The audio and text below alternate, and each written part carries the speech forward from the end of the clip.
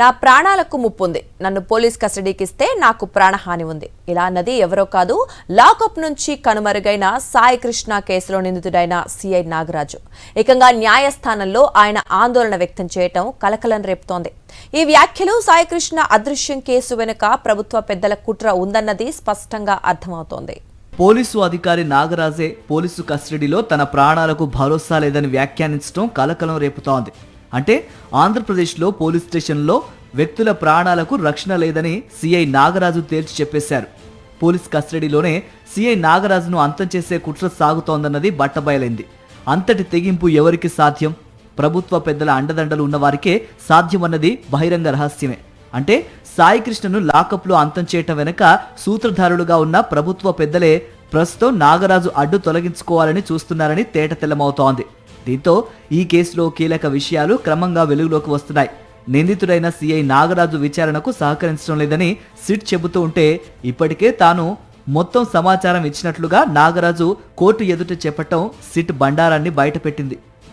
బుధవారం కస్టడీ పిటిషన్పై విచారణ సమయంలో సిఐ నాగరాజును వీడియో కాన్ఫరెన్స్ ద్వారా న్యాయమూర్తి ఎదుట హాజరుపరిచారు. ఈ సందర్భంగా ఆయన చేసిన వ్యాఖ్యలు ప్రభుత్వ సిట్ తీరుపై పలు అనుమానాలు రేకెత్తిస్తున్నాయి. నేరం ఒప్పుకునేలా తనపై ఒత్తిడి తెస్తున్నారని, అకారణంగా కేసులో ఇరికించే ప్రయత్నాలు జరుగుతున్నాయని సిఐ న్యాయమూర్తి దృష్టికి తెచ్చారు. సిట్ దర్యాప్తునకు పూర్తిగా సహకరించారని, తన వద్ద ఉన్న సమాచారం అంతా అందించారని చెప్పాడు. కస్టడీలో తన ప్రాణాలకు ముప్పు ఉందని ఆందోళన వ్యక్తం చేశారు. ఈ అభ్యంతరాలను, ఆరోపణలను లిఖితపూర్వకంగా సమర్పించాలని న్యాయమూర్తి ఆదేశించారు. సిట్ బృందం మాత్రం ఇందుకు భిన్నంగా రిమాండ్ రిపోర్టులో దర్యాప్తునకు సహకరించడం లేదని చెప్పటం గమనార్హం.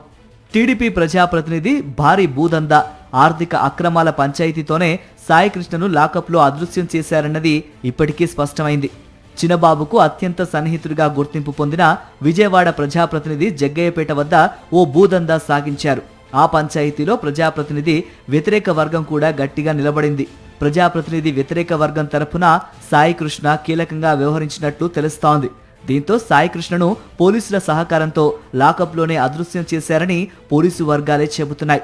ప్రభుత్వ పెద్దల ఆదేశాలతో Vijayawada police boss, big boss సూత్రధారుడుగా సాగిన ఈ కుతంత్రంలో సిఐ నాగరాజు పాత్రధారిగా వ్యవహరించారు. గుట్టు చప్పుడు కాకుండా సాయి కృష్ణను లాకప్లోనే అదృశ్యం చేశారు. సాయి కృష్ణ కుటుంబ సభ్యులు హైకోర్టును ఆశ్రయించడంతో వ్యవహారం బట్టబయలైంది. మాజీ సీఎం వైఎస్ జగన్ వైఎస్ఆర్సీపీ బాధిత కుటుంబానికి అండగా నిలబడింది. దీంతో తప్పనిసరి పరిస్థితుల్లో సిఐ నాగరాజును నిందితుడిగా చేర్చి కేసు నమోదు చేశారు. సిట్ను నియమించారు.